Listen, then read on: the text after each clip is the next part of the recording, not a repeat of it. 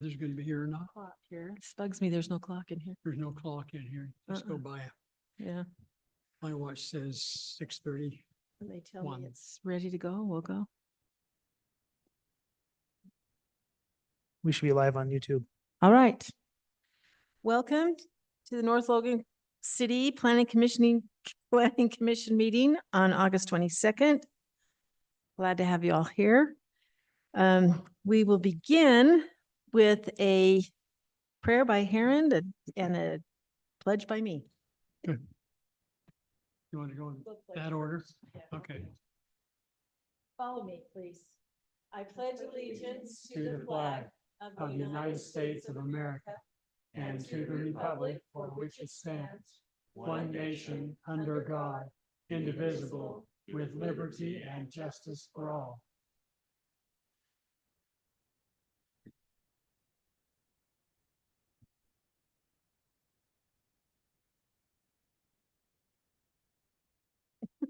Welcome, Heather.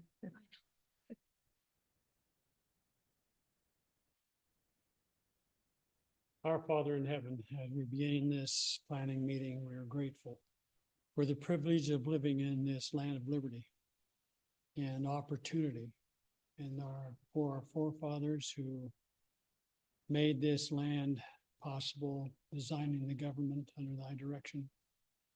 We pray this night that thy spirit will be with us as we discuss the needs of this city, that we will make choices which will please thee and be beneficial to the citizens of this city. May we be faithful to the charge we've been given. We pray in the name of Jesus Christ. Amen. Amen. Amen. Thank you, Heron. Welcome, commissioners. We're all here. That's a good thing. To begin with, we need to have a motion to adopt the agenda. I so move. Second. All right, so Heron made a motion and Gavin seconded. All in favor of approving the agenda? Aye. Any opposed? All right, good. Moving right on. We have two sets of minutes. Hopefully you've read them, June 27th, 2024 and July 18th, 2024. Any comments? Everybody okay with that? All I right, looked then we at need a them and I'll make motion. a motion to approve. All right, we have a motion by Teresa and I second it. a second by Heron. All in favor? Aye. Any opposed? Okay, moving right along. Scott, want to give us any follow-up on issues with previous meetings? Yeah, so if you recall, the last couple of meetings, we've spent an awful lot of time on the general plan. So that's kind of what we've been focusing our efforts on. And a reminder for everybody, we have an upcoming public workshop for that project on Tuesday, September 3rd.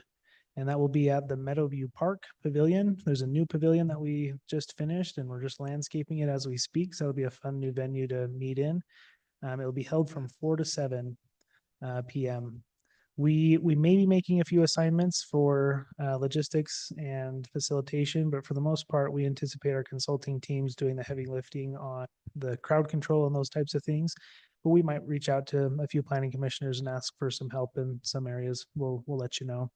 But that meeting is primarily focused on the future land use map for both the general plan, so community-wide area, and also the city center, which is more acute planning area in the city center.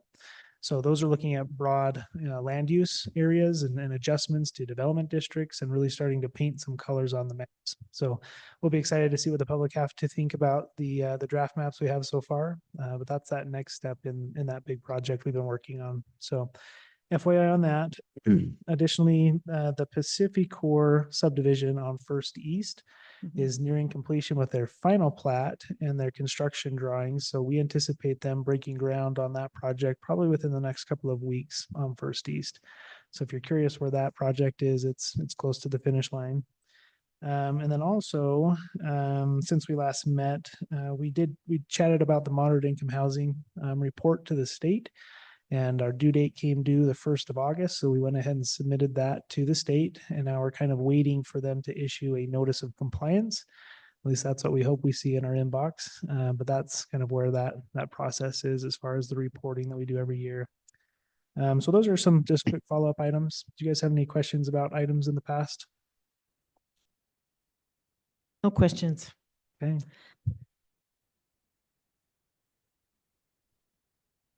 We have to talk. I was just waiting until I needed to speak. Sorry. Okay, let, I think it's just a reminder when you are speaking, make sure your mic's close, just FYI. you too, Alan, we got to hear you too.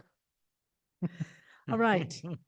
Let's move on to item number 1, review and possible recommendation regarding a proposed adjustment to the North Logan City subdivision ordinance regarding secondary water requirements for new developments. Scott? Okay, so we've looked at this a couple of times over the past couple of months. We drafted some initial language. We reviewed that with the planning commission. We held a public hearing, and we had some feedback and some questions on some items and how they would function. And we went back and we adjusted some language. We also submitted it to our legal counsel for their review, and we've updated it to a to-date draft.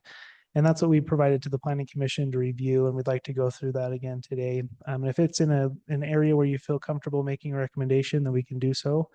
We have satisfied the requirements for it to be reviewed formally and recommended formally if the planning commission is ready to do so. So let me go ahead and pop into that draft, and we can kind of poke through it here. Okay, so there's a staff report. If they want to read through the staff report. Scott, can you make it a little bit bigger? or not? Absolutely. Yeah. This is more of a cover memo than anything. What I'd like to do is just get into the heart of the language so we can talk about, this is cutting in and out and it's awkward. Can you hear that? It's distracting. Sorry. So I'm going to hop down into the draft itself because the majority of the language is on page 16. So I'm going to hop down there. We can talk about what is proposed, but what you see in this long document, you'll see it's over 91 pages. The majority of this, and probably 95% of it, is just our existing subdivision ordinance for context. There's no proposed changes through the majority of it, but we'll get down into the red line so you can see this language would be applicable. So I'm going to hop down to page 16. Might be easier just to type it in, right? Well, let me.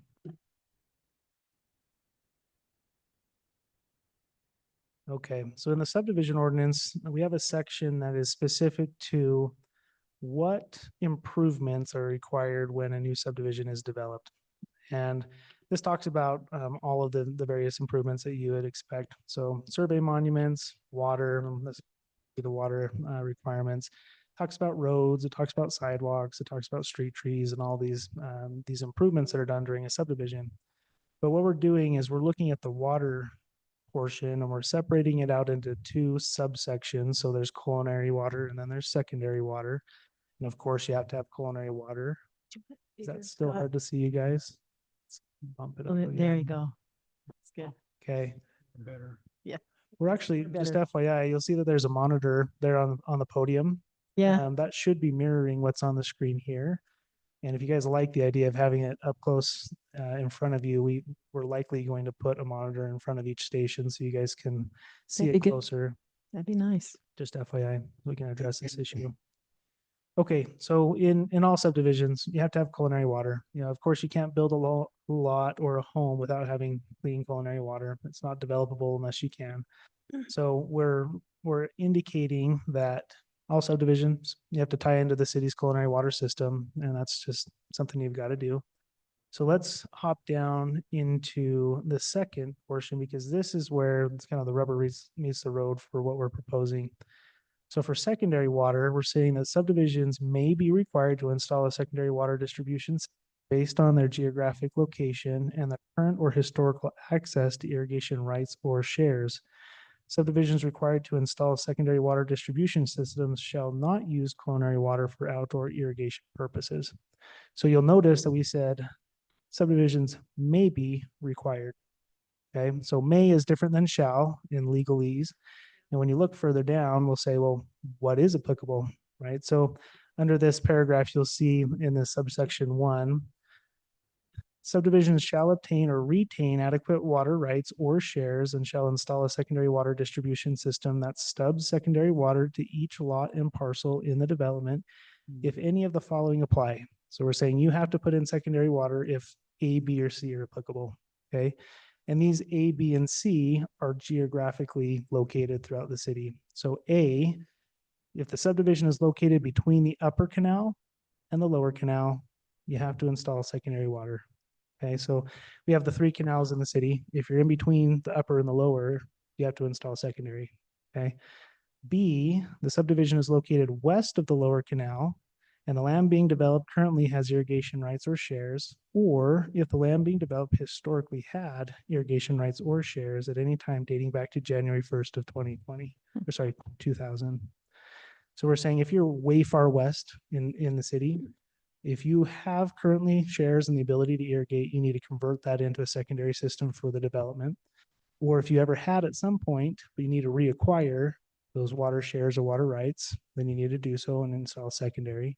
But if you never have, dating back to January 1st of 2000, then we'll talk about what happens if you're unable to meet that criteria below. That's where we're saying you might not have to. Okay, and then C, the subdivision is located east of the upper canal and either 1, has any land within 660 feet of the upper canal's eastern bank, or 2, it is possible to obtain easements or public rights of way to gain access to the upper canal from the subdivision. So this is above the upper canal, which is where it's more difficult to get water. We know it's not impossible. There have been instances developments have been able to pump water uphill. But we're saying within 660 feet, which is within a first half block of that canal, you need to find a way to get water to that subdivision. Or 2, if it's possible to obtain easements or public rights of way. So if the development is able to dedicate easements, you can get it further than 660 than that expectation. Okay. Do you guys have questions as far as these 3 geographic areas and the premise of what is required So for the, secondary? so the easements satisfy that concern of crossing other people's property? So we'll talk about that. And yes, we do recognize that you have to be able to cross various properties to get water from point A to point B. And you may not be immediately adjacent to it, right? So let's put that on hold for just 1 second. We will talk about how to Okay. get water where it needs to go. Okay. So let's just say you are not in one of these 3 buckets. Okay. Let's say that you are below the lower canal. So this would be the second bullet point. And you've never had irrigation rights on your property. You say, look, I'm way far west. I've never had irrigation. This land has never been cultivated and I'd like to subdivide.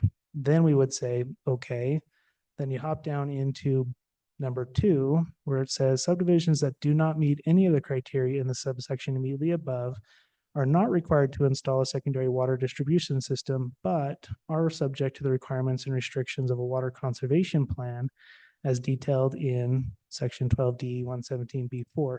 And this 117B4 is where we talk about what is a water conservation plan, where they look at their entire proposed development. They say we have X number of lots. We anticipate that they would have X number of square feet of outdoor landscaping area and how much water would be needed to irrigate any potential landscaping. We would take that estimate, we would run it through our water model and say, can we or should we allow for culinary water to be used for their outdoor use? And likely what would end up happening is we would say you need to limit that landscaping to a certain number of square feet per lot, and you're subject to a certain tier of water rates where your bill gets pretty expensive the more you use water. It's an exponential rate structure. So you're incentivized to not only put in less landscaping, but also be very water conscious when you do use culinary water outdoors in that type of a subdivision. Okay, does that make sense? Mhm. Okay, so let's hop down just a little bit further and let's talk about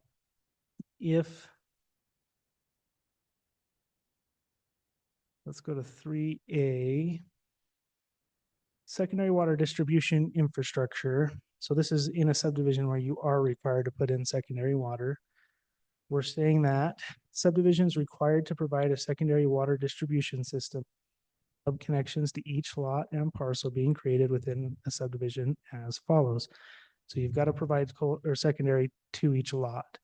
And we're saying that the developer, this is 3A, is responsible for installing the necessary head gates, filters, head gate meter, main lines, laterals, valves, lot meters if they're required by the state, and that the developer shall ensure a minimum pressure of 60 pounds per square inch to each new lot stub connection. And then from that point, once you get the secondary water to the new lot, then the individual homeowner is responsible to install their own system for their own, stylized landscape.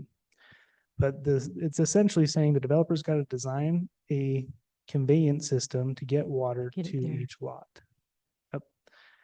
And then from there, we're saying in B, new secondary water infrastructure must be designed to integrate seamlessly with existing secondary water infrastructure. So if they're tying directly into a canal, then they need to work with the canal company to make that connection. If they're tying into an existing line company that is above them, then they need to work with the line company to connect into that line. And we're saying that this shall involve the coordination with those companies or canal companies to ensure compatibility and proper function.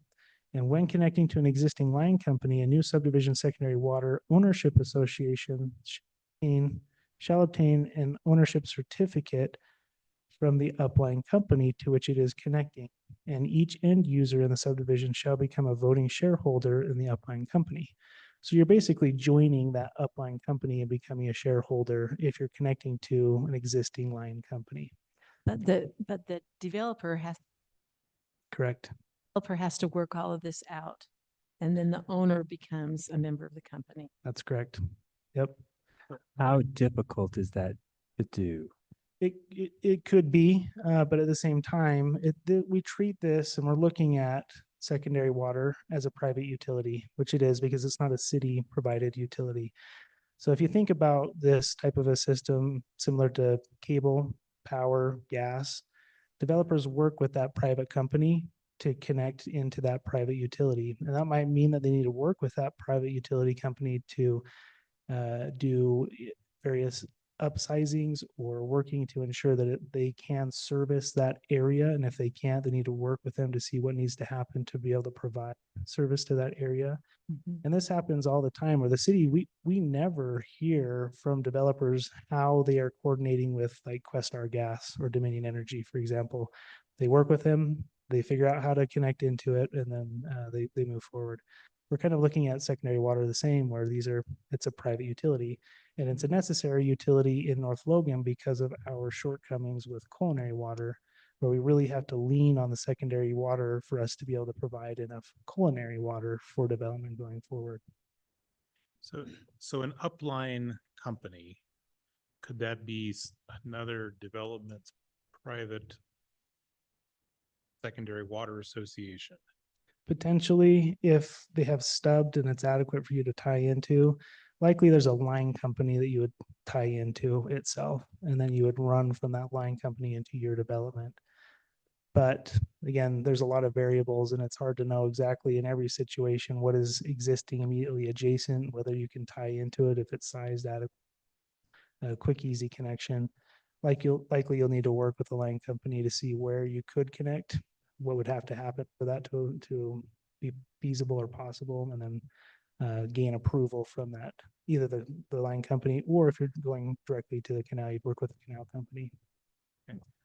So then let's talk, I think this is a good time to talk about easements, right? So you're not.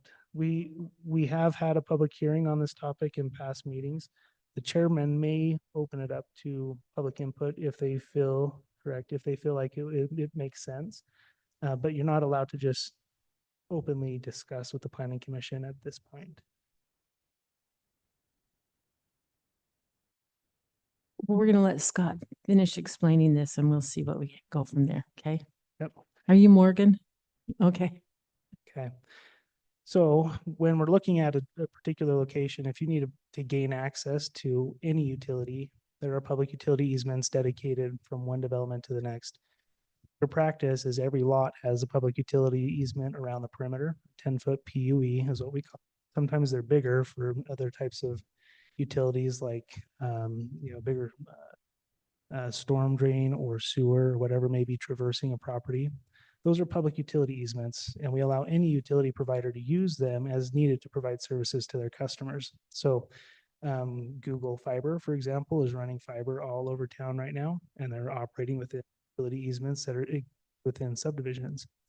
And so if you need to work with a line company to get a line from point A to point B to service a new, you'd go through a public utility easement.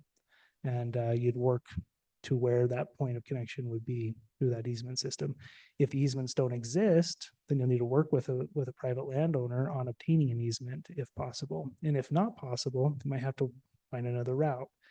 Let me actually show you an example of where this was recently done in North Logan. So if you'll remember, it's about a year ago, this particular subdivision, they've changed their name a few times. So let me actually pull it up. Canyon Grove. So this subdivision is not immediately adjacent to a canal, and they were required to get secondary water. Where is it, Scott? This is right across from Meadowview, just to the east Okay. here. So it's just north of Aspen Meadows on 4th East. Yeah. So it's right here, Canyon Grove. It's a small subdivision, 6 lots. Mhm. And when they first started, exploring the developability of this parcel, they had to work through a couple of challenges. And one was trying to provide secondary water. And initially they were trying to find a way, I'm gonna pull this over and look geographically. You can see that their next closest canal is, east of 6th East over here. Mhm. And they did work. They had many discussions with property owners between the canal and this point of their subdivision. You'll notice that this black line is actually the Hyde Park North Logan municipal boundary. And we sat down with these property owners. We sat down with the mayor of Hyde Park. We sat down with various owners to see if there was a way to bring a culinary line through here. And there were some options, and it all kind of came down to dollars and cents and what was the most economical choice.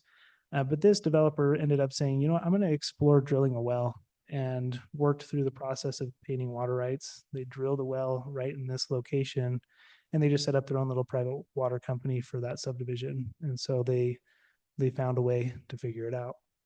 That's not always going to be possible for every geographic location, but there are ways that they can find, from point A to point B and work.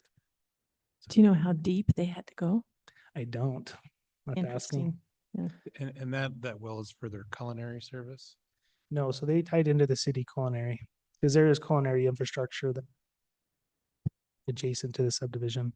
So they tied into the water and the sewer, the city services, and then they worked through a way to get a secondary system developed on their property. Hmm. So it's just an example. It's not going to be, extremely easy in some instances, but in order to develop and provide that necessary utility, you'll have to work through some challenges. Okay. We are saying in this last little bullet point that a developer needs to extend the secondary system that they develop and stub it into adjacent property for potential connection if there's underdeveloped or undeveloped property adjacent. And they would need to work with either the line company or the canal company to determine what does such a stub look like for future connection. So that's to help move that forward if future development needs it. Is that going to force that owner to get a bigger pipe to serve that next subdivision That's a good question. rather than, And that's where the city isn't getting involved with what that private utility company is going to require from a standard. They're working with a line company, and the line company's, yeah, sure, we'll let you connect in, but here's what you need to do in order to connect. And if we're saying you need to stub adjacent, then you probably need to size it accordingly to make sure that it can be perpetuated. Mhm. So that's up to the line company or the canal company to determine what they will or won't approve. Okay, let's jump into this last portion that has to do with governance structures. One of the things that the city wants to ensure that once these systems are installed, that there's a system in place where they can maintain them in perpetuity, raise funds to replace pumps or replace pipes and make sure that this neighborhood is able to work together to maintain this private infrastructure. So we're saying that they need to have a perpetual governance structure. And what we're saying is that except for a single lot, 2 lot, or 3 lot subdivision where they're just really small, They may still have to connect to a secondary system. We're just saying you don't have to set up an ownership association for a 1 or 2 or 3 lot subdivision. But for anything bigger than a 3 lot subdivision, we're saying that a governance structure shall be established to own and operate the subdivision secondary water distribution system in perpetuity. So this structure shall consist of an owners association established as a nonprofit corporation of which the owners of lots within the subdivision are members, and which has the power and authority to perform all necessary maintenance and operation of the secondary water for the subdivision, and to impose assessments or dues to raise the necessary funding for the same. The developer shall ensure that the owners association required under the subsection is established through a declaration of covenants recorded on title to the lots in the subdivision in a form approved by the city, and that the association is the ultimate owner of the water shares or water used to service the second water system. Individual lot or parcel owner shall own and maintain their personal irrigation systems beyond the lot or parcel stub connection. So you may be setting up a homeowners association if you have other common assets like open space or parks or whatever there may be, trails. But if you don't have any common assets other than this water distribution, then you just set up a small little owners association. But if you have a homeowners association, you could wrap it into that as well. Okay. And then lastly, we're saying that there needs to be retention of secondary water shares or rights on the property. So those homeowners need to retain that water right or share in perpetuity, and that water right or share is then overseen by that ownership association in the neighborhood. Okay, so that's in And if in they sell, summary, it stays in this neighborhood. correct. It would run with the property. It's stuck to it in perpetuity. That's the intent. So does that kind of help understand the intent and our effort to at least clarify for new developments what it is that is expected? And I'm sure there'll be a few things that we need to clarify here and there, but I think that we're pretty close on what our hope is for secondary water going forward. Does the commission have any questions about the nuts and bolts? I don't really have a question. I just have a comment, and I wish that in 2006, this would have been there. Because had it been there and our developer of our 116 home place, we would have saved thousands of dollars. Yeah. That, and we actually checked a few years ago to see what it would take to, hook Install up a the secondary system. water and all that. And it's just too bad it wasn't done in 2006. So I am just like so supportive of this. It's just the right thing to do. Okay. Gavin? On page 60, as I was going through, there's a change there. It talks about dedication of water system shares and rights. I just want to make sure that that is the culinary, I didn't want to have a mismatch in one place we're saying it stays with the governance association, and then here we're saying something different. Yeah, so I'm hopping down to that section on page 60. So this section of code 12D-404, this is what a developer submits as part of their subdivision application for preliminary plat and their improvement plans. So now that we have a requirement that you provide a secondary water system, one of their submittal requirements is that they need to, I'm sorry, I thought I was in a different section here. You're right, Gavin. It's saying, Line 2449, yeah, it's talking about transferring rights to the city. So I want to make sure that that's clear that that is culinary, not secondary. that is correct. So this section 12I, dedication of water system shares or water rights, it is entirely culinary. And I'd be happy to make a quick adjustment to indicate as such. Actually, it's 12D. It's It's- converting to culinary. it's converting. So if a developer comes in and they have 10 acres, we run it through, well, the state requires that we have so many water rights, culinary water rights per household for that subdivision. And so the developer, when they come in, if they have, let's just keep it easy. So if they have 10 lots, they have 10 shares. They run it through a coefficient and they multiply each lot by the state mandates. And then that spits out how much, and it's basically what your driveway and home would take up on the average lot. And then they have the option to either donate those shares, the secondary water shares associated with that. Yeah. And the city can convert those to water rights, change the point of diversion. Or they have to pay a fee in lieu. We always encourage them to just donate the shares because it's easier, sorry, and cheaper for both entities. But they do have the option at that point to pay in lieu Yeah, for that. yeah, thanks for that. I believe I understand that part, but this is section 12D 404, and it's talking about what has to be submitted for the review procedure. And is this with, all of this is within culinary? Because it looks like this is, I guess it might be good to clarify the rights that you're talking about here are culinary water rights to the city. Yeah, we can clarify it. What this is asking for is for them to submit an assessment of the water shares or water rights to be transferred and dedicated to the city. Yeah, It, just, it could be secondary shares though, for but this. secondary shares aren't being dedicated to the city. They could, Yes, they could be. So that's what we were saying. For those 10 acres, if they have those secondary shares, they would donate those to the city for that portion of their lot. And then we would take those secondary shares and convert them into culinary water rights. Okay. So this really has nothing to do with the secondary water system. This is a way for them to pay for their culinary water shares. Correct. Mhm. Yes, 100%. Sorry, that wasn't clear. Okay. Do we need to add any wording there to make it clear, Scott? if it counts for both. Culinary and secondary.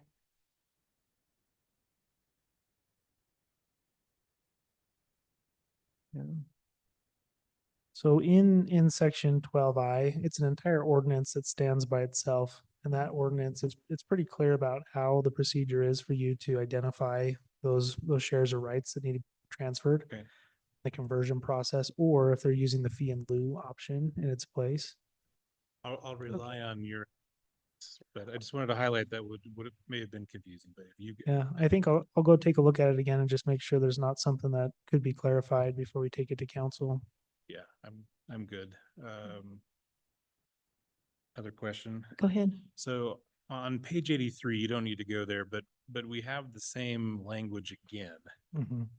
that's repeated. Is there a way to not have duplication in the potential code?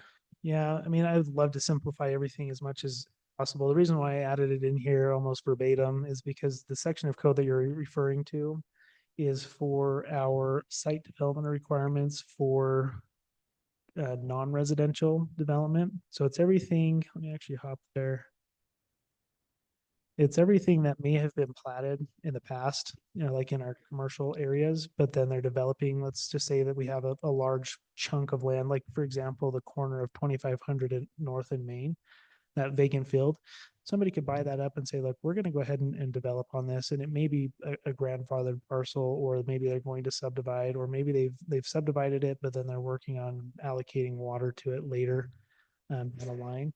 This is just saying, look, if there's a commercial or an institutional where there's multiple different development areas, that you need to also create the secondary water system to each area or parcel of that development.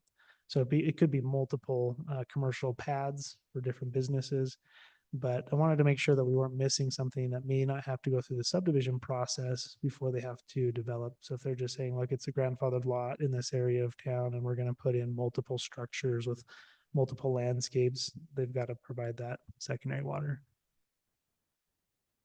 Any other questions? Oh. So Morgan, you can ask your question. Real quick, Morgan, with this being a public meeting, you've got to put your name in the record and recorded. Thanks.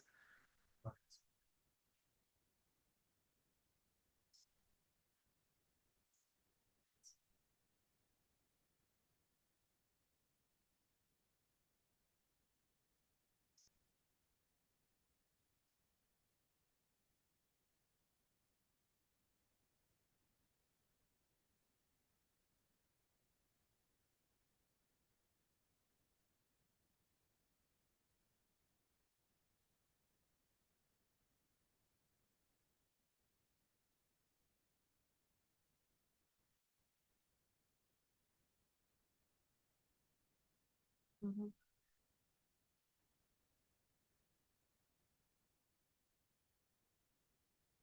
I think if they're in an HOA, that's what they get. You know, they know that going in.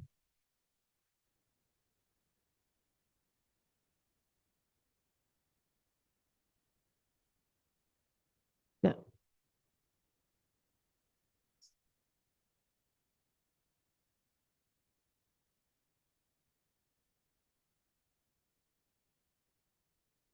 The way I understand it, I think the developer has to. the developer has to get the water to all of those houses, correct? And then the owners of the house, That's correct.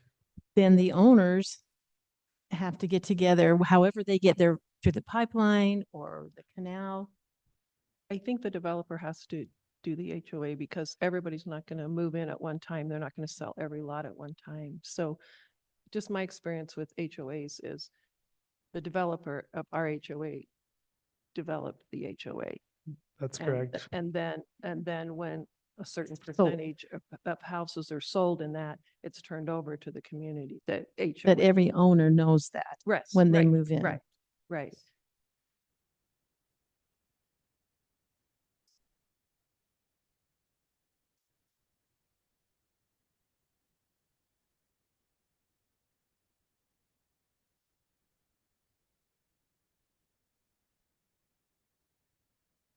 I think, Scott, That's correct. I think that's it. Sorry, point of clarification. You wouldn't have to give those rights up. You would have to, someone would have to buy those rights from you. If Right. you are the developer, you would have to give up those rights to each. No, you're providing a share to each of the end You're users. providing a and- share to the end user.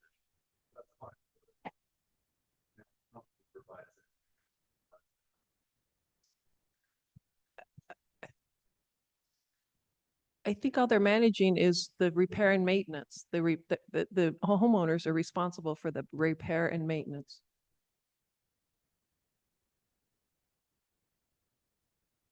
Why, if you're selling your, if, I know, but I think there's irrigation companies and then homeowners are the ones in charge of fixing their pipelines and their filters. Oh, so what I'm hearing is that if a subdivision doesn't want to get involved in the secondary water, can they contract with the third party to provide the same and keep the share?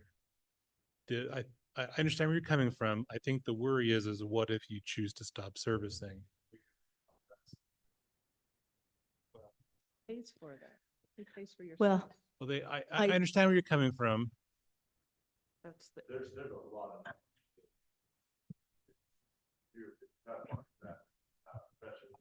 Oh, yeah, no, I'm not doubting that's required, and the developer would need to be able to use that knowledge, contract for it and get it installed. But I haven't thought about that other mechanism. It's interesting. Sure. this, That This wouldn't is be for- correct. Going, going forward, So existing Going forward. existing subdivisions. So phase one of Canyon Gates would not be required to do this because it's existing. Yeah, that would be your prerogative. because you're the canal company. The canal company can require whatever they want. Or the irrigate, whatever we call it. You're the main company, the main source of water down to this subdivisions, correct? Is that what we're saying?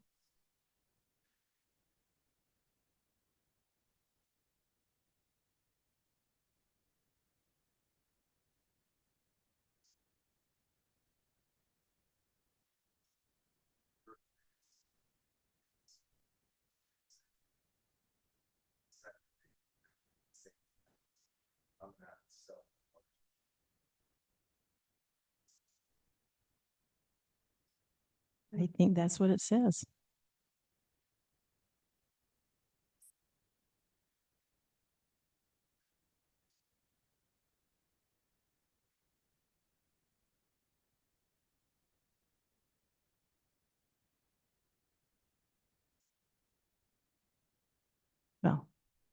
We appreciate your comments, Morgan, and that's something to think about. But right now, we've got this to work with. So, My understanding then, and then then we're going to move on, but you got to talk right there. my understanding then is that you have the system in place and you want to just simply move over to that one and continue the process and not have to sell your shares to this next group. Is this next group, the newer development, is that already owned by you?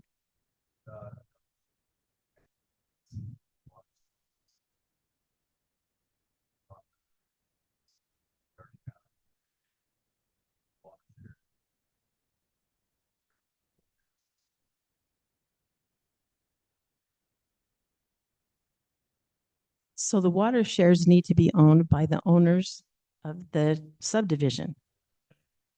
Yeah. I think we can talk more about that.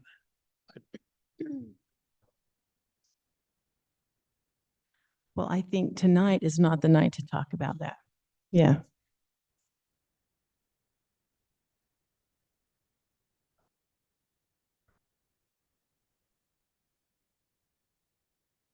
Now we had a question. Hmm. Uh,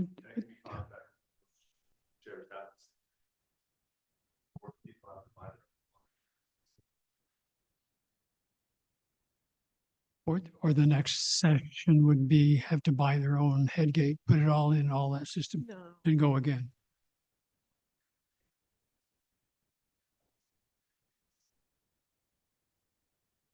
Well, that's a possibility though. So Well, I you think would that- have to lose your business. Okay. I think this is something that we get to discuss and we appreciate your comments. Yeah. And thank you. And we'll go from there. Yeah, so planning commissioners, you're totally welcome to make a recommendation if you're comfortable. If you'd like to table it and find more information, you can totally make a motion to table and bring back more information for consideration at a future date. It's up to you guys how you'd like to proceed. The language that's proposed is what is before you for discussion tonight. And if you think that there's more discussion needed, that's totally fine. We can table it, provide direction, we can go do that. But I think in the broad scheme of things, the majority of development, we do have obviously one unique situation that may warrant some consideration, but broadly speaking, throughout the community, I think that this, as it's drafted, will allow us to address the majority of our issues. But if we need to make adjustments to this, we can certainly do so. Okay, Teresa. Just a procedural question.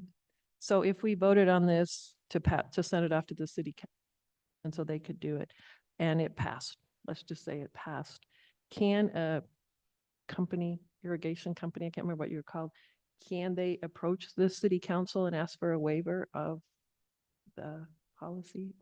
I just know that happened in other board, I was on. Yeah. and stuff. What would happen is, let's say that the second or third phase of this next development that wants to or needs to connect into, if they say, look, this language for us for whatever reason, they can have that reviewed and considered by the land use authority, who is the city council. For subdivisions, it's actually the planning commission now. We had to make that change earlier this year. So it'd actually come back to you guys for individual consideration. Our ordinance, our subdivision ordinance does have language that indicates that you can consider and make exceptions to unique circumstances. And I misspoke. The city council is no longer the land use authority over subdivisions, single family subdivisions. The planning commission is, and you would have that ability to review on a one-off basis if there is a unique circumstance that requires an exemption or a modification to the requirement in the code. So it's not that this is, if we were to adopt it, it would be the code and the standard everyone would have to meet. But if there's a unique extenuating circumstance, they could bring it to the planning commission and say, here's what we're up against. We would like to be considered for an exemption, and you can go from there. So this may be an ignorant question, but regarding what you said regarding utilities and or contracting with natural gas and all those kind of things, how is an irrigation company different in this entity? Then which entity? I'm sorry. with like a natural gas or a power company and that kind of stuff, because you have to work through them to receive that service. How would this be different than going through a company to provide the water service for that particular neighborhood? How's So- that different? Difference here is that if, for example, they wanted to connect existing line company, that line company would have to grant shares to each new user and be made a part of that company, a shareholder. And they would purchase those shares. They'd be attached to each lot in the subdivision, and they would become voting members of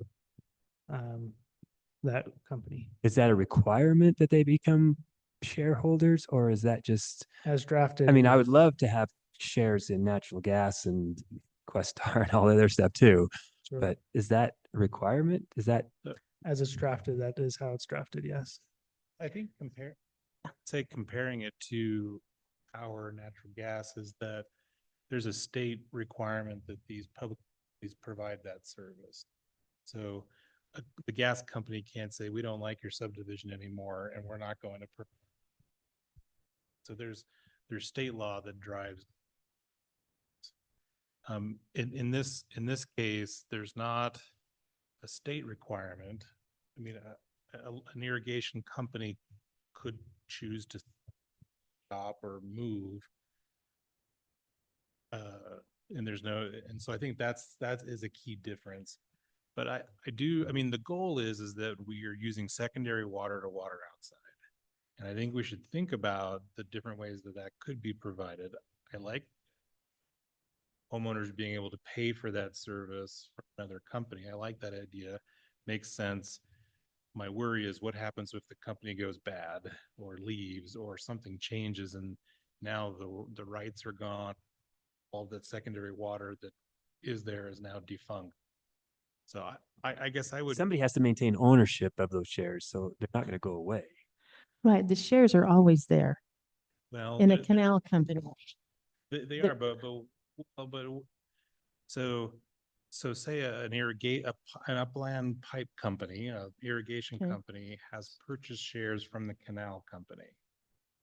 Right, so you have the canal company, which has the water and they're selling the shares. And so another entity buys those shares to then use that water off the canal, run the pipes and the pump houses and to do all that. Now they say, I'm going to take those shares and I'm going to go somewhere else. And now this area that was being supported with those shares can no longer be supported with those shares.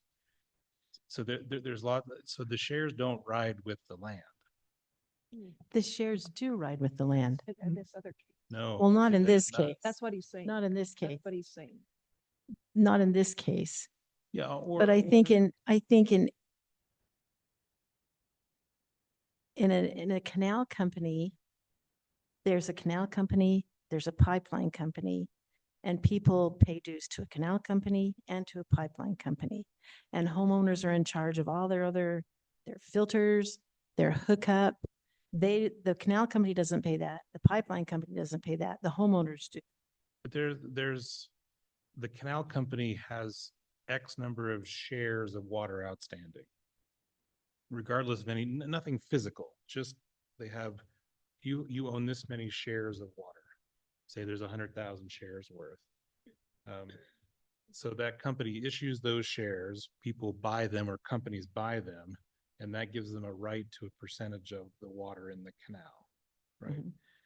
And so if those shares are being used by a company to water this land, I don't believe that those shares are permanently attached to that land. Unless it's- So if the irrigation company goes out of business or chooses to use those shares on another location because they own the share, the land that was watered with those shares no longer has any shares. But doesn't this thing say the shares stay with the land? Yeah, well, In this circumstance, if you go through a line company that maintains all of those shares, they're not applied to the land, they're just servicing the users, but those shares aren't attached to the land. I think that's the difference you're trying to make, right? right. Commissioner? Yes. I guess so to sum it all up, I think it would be worth tabling now and ask staff to investigate what a private irrigation companies supplying secondary water to new subdivisions might look like? And how does the city protect its interests and future homeowners if an irrigation company sells shares, goes out of business, or leaves? Yeah, and one of the thoughts I have, and I'm probably happy to do more research, but my initial thought on that is that if a line company were to service a new and they provide those shares and they're dedicating those shares to each lot and each lot owner becomes a shareholder, then the lighting company would then be perhaps someone who's contracted to maintain and to run the head gate and run the pumps and all those, ancillary uses. But that share is no longer part of the line company's, it's part of the line company as far as a share of it, but it's not in their entire control to strip from the land. So as drafted, a future phase of this subdivision would be able to use that line company, but the line company, in order to service that phase or additional phases, would have to be willing to then issue shares to each new end user and become a part of that company. So it would change the business model for perhaps that irrigation company going forward, but we're saying all new irrigation companies or connections to the canal would operate under this business model where every share is attached to the lot. Teresa? I personally, I'm comfortable, and I don't know how everybody else feels, and because we don't all together, we all don't have to vote all together. So I don't know how everybody else feels, but I'm prepared to make a motion to send a recommendation. And if I don't have support, that's okay. Any other comments from members? I mean, I see where Morgan's coming from. I see where Gavin is coming from. I think this is good right now for new subdivisions coming in, and other people can have an opportunity to work on special entities. I know there's already a ton of canal companies working in the valley that supply water, different canal companies that are working okay. So I'm kind of with Teresa at this point, with the opportunity for this company to come in and work individually on their own problem. That's what I'm saying. I would say that now's the time to look at it. I don't want to forward something or have the city council pass something and then we have to go and redo it again. I think the reason you come to the planning commission is to hear this and think through it. I think it's worth a pause to see what we can do. Because again, the goal is to provide secondary water to properties. And this may be a more efficient way to do it. And I think we should consider it and have the staff come back with a recommendation considering it. And we appreciate that thought. Any other thoughts? Heather, you have a thought, looks like. Been listening. I'm with Gavin. I think it's worth looking into it a little bit more. I'm not comfortable without feeling the other side a little bit more personally. Okay. I see both sides, but We make a motion. I think. Yeah, we Did can. you make a motion? Well, I can make Somebody's- a motion, but I think 3 people have already said they're not in support of it. So I don't know why I would make that motion. We don't know. I'm not We going to don't know make a what motion. Heron. I'm not going to make a motion to table because I don't want, I would, You don't want it tabled? Yeah. Gavin? I move that we table this until the staff has had a chance to consider this alternate way of providing secondary water. I second it. Okay, it's been moved and seconded that we table this. All in favor? Aye. All opposed? say, Oh, and Tracy can't can't vote. vote. No. Okay, so it's 3-2, so I guess we'll table it, the recommendation. I'm not in favor of tabling it, so, but it's 3-2, so you can. Okay, thank you. It's good to move, let's move on to our second one, work session discussion regarding Utah Geologic Survey recommendations and template for a geologic hazard ordinance. Scott? Okay, so as everybody is probably aware, there is a temporary land use regulation in place through the end of November, where we are looking at potentially adopting some language into our code to address development in some geohazard areas. We've had some learning experiences as a community that we'd like to do better at in the future with development, particularly in the bench area. And so we took that opportunity to pause new subdivisions in a certain location, and we're looking into what could be done, should be done to mitigate some of these issues we've experienced. So that's what we're looking into. This is our first discussion, first look at some options and some best practices to try to just bring everybody up to speed on what is out there. And then we can talk a little bit more specifically about a model ordinance that we might want to use as a template towards crafting regulation. So what I've been looking into, I reached out to the Utah Geologic Survey, and they were very helpful. They provided this, what they call a circular, which is kind of a document that provides a standard of recommendations for. So this circular is titled "Guidelines for Investigating Geologic Hazards and Preparing Engineering Geology Reports with a Suggested Approach to Geologic Hazard Ordinances in Utah." So it's basically saying, how do we study our geology? How do we report our findings? And what ordinances should we have in place to mitigate the findings of the geologic hazards? So I provided this document. It's rather lengthy, and I appreciate that a lot of you did take the time to scan through this, understand what it's trying to do. And it's actually, when you look at it, you can kind of skim through it fairly quickly to understand, what it's trying to tell us to do.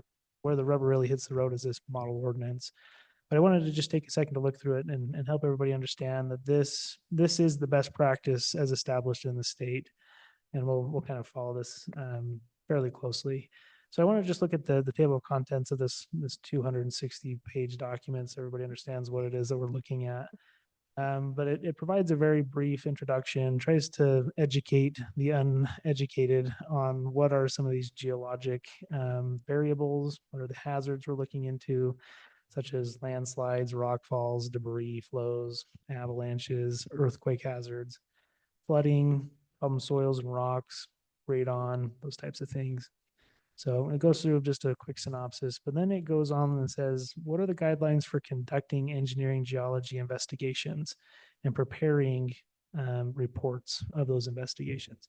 So this is basically a guideline for essentially consulting firms to use when they're studying the geology of a particular site and then reporting their findings in a fairly uniform manner throughout the state.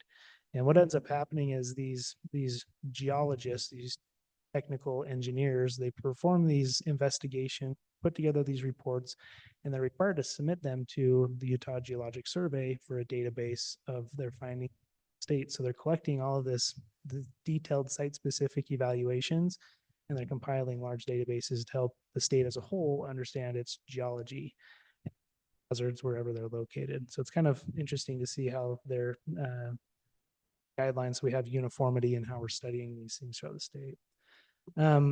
Going beyond there, so then they break it out into how do you study each geologic hazard, and it gets very detail oriented, and I won't bore you with all of that. But they tell you how do you evaluate landslides, how do you evaluate debris flows, and it goes on and on. And then further down below, what it does is in this chapter 9, this is where it's really helpful, is it provides a suggested approach to geologic hazard ordinances for municipalities to implement locally in their municipalities or their jurisdictions. And then they actually provide a template for how that would look. So we won't look any further into this massive document, but I wanted to just look at this summary that I provided. This Appendix E is part of that 260-page document, this model ordinance. And we can look through that. But the summary that I put together tries to take all that and distill it down into something a lot more that can be, I guess, consumed on an easier basis. But in summary, this model ordinance, it was developed with Morgan County, as Morgan County went through they kind of were the guinea pigs that had to create the wheel from scratch. And so when Morgan County started to look into this, they reached out to the state, and the state worked with them. They also used Draper City and both Salt Lake City and Salt Lake County as additional municipalities to work through this headache of what does an ordinance look like and what should a local municipality regulate for development. And they basically said, okay, after they worked through all of that, they said, here's a template ordinance that we think could be broadly applied. Of course, you're going to modify it, here and there for local purposes.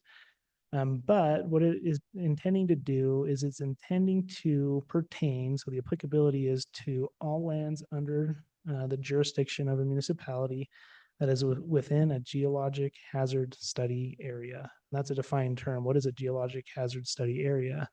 If you look at the example ordinance, it explains all of these different hazard types: landslide areas, liquefaction areas, fault ruptures, and there's a list of about 15 different geologic hazards that together make a hazard area, a geographic area of your community that is dangerous to build in. And when I looked at this, I said, we've got to figure out if we have any of these hazards in our municipality. And luckily, the Utah Geologic Survey, they have a lot of data, but they don't have data for everything everywhere. They have more data in certain areas of the state than in other areas of the state. And in Cache County, they have not as much as you would hope. But what they do have, and what was actually published just literally within the last couple of weeks, is updated fault data for where our fault lines are. And so it's very recent information to tell us where are our faults. And so as I was asking them, I actually had a phone call with them earlier this week. I said, well, if you have that data available, we don't have data for these other hazard types, then how do we define a hazard area in our community? And I asked them if we were to take the new fault data and our steep slope areas, anything over 20%, would that basically show us our most dangerous geologic areas or most hazardous areas in the community? And they said, for the most part, it would be nice to have what they call expansive and I forget the other term, but it's where the soils swell with water intrusion. And what the hazard with that is that if you have soils that swell, then you crack foundations and you have damage to pipes and all sorts of stuff. They said it would be really nice to have that data, but it doesn't exist currently in the community. So what I'm hoping to do is I've already reached out to the Cache County GIS department, and we put together this initial hazard area map. And this map is an overlay of a couple of different variables. The first of which is those new fault data, those new fault lines. And you can see them here in green. And then also in the red, it's kind of underneath this green layer. You can see that's where you have steep slopes. So that's anything 20 or 30% or greater. And then this gray, this blue speckled area is kind of a buffer off of each of these fault lines. You can see there's kind of a uniform distance emanating from the fault line. That's a recommendation of UGS that within a certain distance of a fault, you'd be concerned about development. And so what my plan is Kerry Jenkins is the GIS manager for the county, and he helped me put this together. We're going to have another sit down with UGS representatives and say, okay, guys, does this map that we put together adequately address the highest level concerns we have for our hazardous areas in our community? Or is there other data sources that we should implement into our mapping, with the hope that at the end of this, we refine this map and say, okay, this map represents where this geohazard ordinance is applicable. So if you want to develop in one of these mapped areas, you still can. Obviously, we're not saying you can't, but you've got to go through a very specific process to study the geology, design a subdivision or design a structure that mitigates those identified hazards and that it's built safely. So that's kind of in a nutshell what the recommendations are from UGS. But as far as the ordinance itself goes, once we've identified this geologic hazard area, then if you own property or if you're wanting to develop in that identified area, then you would need to go and perform what's called a geologic hazard investigation. And that's where you would contract with a third-party qualified engineer to go and study that site, identify what geologic hazards, and then you would submit that investigation report to the city, and the city would use a third-party retained engineer qualified to review that. And that's where we would say, okay, well, what is being proposed for development? What has been studied by your engineer? And is the design adequate for what the hazards are that were found? So it basically is they study it with their engineer, they submit it to the city, we review it with our engineer, and then they can move forward with the development. And then there's specific requirements for as they're excavating, they have that engineer on site to inspect the excavation. They inspect certain phases of development to make sure that the recommendations are being followed through the process and they're not skipping any steps. So that by the time they're done with the project, everybody can sign off and say, this followed those recommendations and it should be safe and adequate for habitation. So that's as simple, I think, as I can distill it for everybody as far as what the UGS recommends the municipality implement in the form of a geohazard ordinance. The biggest thing I think that we need to work on as staff is to hone in on our hazard area, our geographic area, and ensure that the map meets our needs for site-specific hazard investigation. And then we can look at the ordinance and say, do we want to include all of these steps? Do we want to be more lenient on some of these steps? Do we need to add a few more elements to this for our unique circumstances and needs? But then if we have the area defined, we have the ordinance that describes the process. If you want to develop in that area, then hopefully the outcome would be our future subdivisions and our future development is much safer than some of the developments that we've seen in the past. And hopefully we won't get into a pickle where we have unsafe excavation and holes in the side of the hill that need to be filled in. Okay, do you guys have any questions about oddly what we're looking at here? No questions? I was just gonna say, are you looking at specific areas? Or are you looking at the North Logan? Yeah, I mean, are you identifying certain areas that need to be looked at to be analyzed and surveyed, or are you just have new developments, but there, I would not consider them on a fault line put up there or anything like that. Yeah, so let me show you our existing GIS system, and we have existing layers inside of this that we consider our sensitive lands layers, and these are different data sets that have been pulled into the GIS system. But the slope, for example, when you trigger on these two layers, this is what we call LiDAR data. And LiDAR is that cool new technology that basically penetrates the ground and shows you the topography very accurately. And so we know where we have steep slopes, and those are all issues that could lead to landslides, slope instability, and issues like that. That's one piece of data we have, and it's fairly accurate and reliable, and we'll probably rely on that to define a lot of our geologic hazard area. But then also this particular fault line layer is not the most recent, and so we would presumably update this with the most recent data that was just published a few weeks ago. But that kind of starts to show you, it's mostly on the bench that we're really concerned about.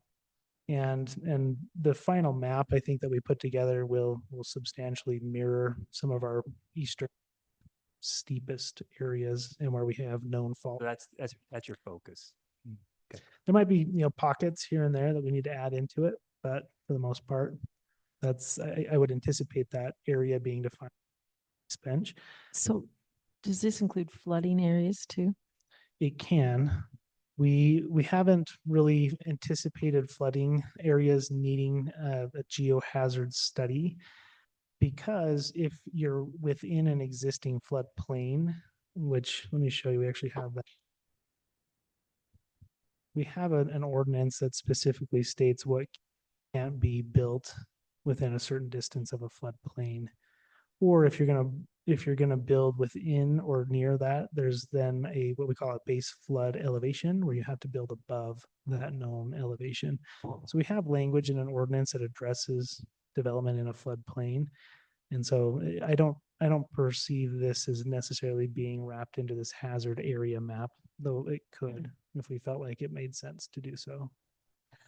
I really like this, the definitions. I think that would cause a lot of, would be that we would have a lot of discussion. We wouldn't have to have a lot of discussion that we've had in the past Yeah. through some certain areas that Tracy's missed a lot of. So I think it's nice. to Sorry, have- new to the panel. No, you are. So I think it's nice to have a definition so people know in the public hearings what we're talking about and where we're talking about it. Yeah. Scott, could you move that farther up? To the north? My house is nice as that. You're safe. Zoom in here. Yeah, you're. Here's, you're here's safe, sixteen Aaron. hundred east, 1900 north. You're below 1600 east. Yeah, so I'm okay. Only if a massive. You zoom in on comes my up house. in Canaan, we'll get hit. Gavin, you have something?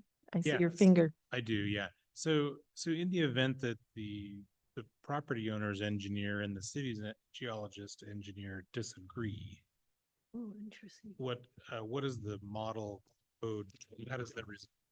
It does have a small section for an appeal process. So there is a way for you to disagree and work through your disagreement in their ordinance. Hmm. I haven't read it closely enough to be able to describe it here for you, but if you look in that, it anticipates perhaps there is some disagreement. But it also has some language that says that the city's engineer may instigate certain other measures beyond what is already in the ordinance. So they can think around the box and say, well, actually, there's actually something else we probably should do. And they have that authority to apply to a development if they feel so, inclined. But yeah. Okay. Any other questions? I think it was a whole lot of pages to look through. Oh, Yeah, and then this is something that I'm glad the UGS has local experts to help us with, because I don't know about you guys, but I didn't take a single geology class in college. But this is helpful. I mean, you can read through this paper and you understand the definitions, understand the terminology, and they kind of break it down to, well, here's what's really important for us to be, and how to let the professionals review and design and verify the design is adequate, so that those of us who are reviewing their developments can have some expertise on our side. So if this were to move forward, the city would be sending out an RFQ to hire a geotechnical engineer that meets all the qualifications, have them on retainer, available for whenever an application comes through the door.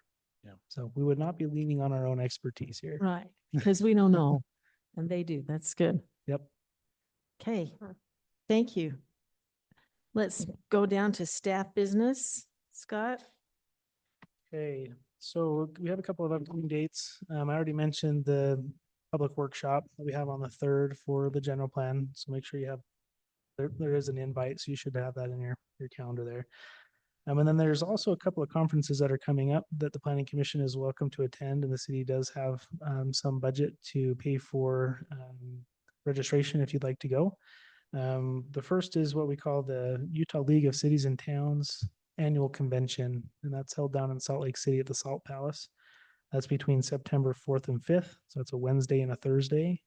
And that is the day following our public workshop. So if you really want to have a marathon of planning related dates, you're welcome to do so. Join us. The other one is the American Planning Association Fall Conference, and that is October 10th and 11th. It's a Thursday and a Friday, and it's down in Provo at the Utah Valley Convention Center. So those are learning opportunities. If you guys have some time and would like to attend, just let me know. I'd be happy to get you registered. And that's what's coming up. Okay. Thanks. Let Scott know if you're just dying to go to these meetings. I think the Utah League, are they doing it on, seems like they did some online you could look at last year, or am I thinking something else? I don't can't know if remember. they I can look into it. I don't remember if they do or not. I don't I know that they usually will tape their sessions and make them available online if you want Yeah. to go back and watch them later, but I don't know if it's live streamed. Okay. I can look into that though. Okay, Planning Commission business. Anybody have any business you're dying to talk about? Our next meeting after September 3rd is open house. And then, I don't have my calendar, 19th. The 19th. 19th. Okay. My calendar. So we will not meet on the 5th. Correct. So just the one meeting in September on the 19th. 19th. I will be Other out of town. than the public workshop on the 3rd. The 3rd, September 3rd, we have a workshop. Okay. Okay. I can't hear, so I'm just, Okay. yeah. All right. Anything else? We'll, then we have a motion to close. I'll make that motion. Seconded. It's been moved. Teresa made a motion, Aaron seconded it to close our meeting. All in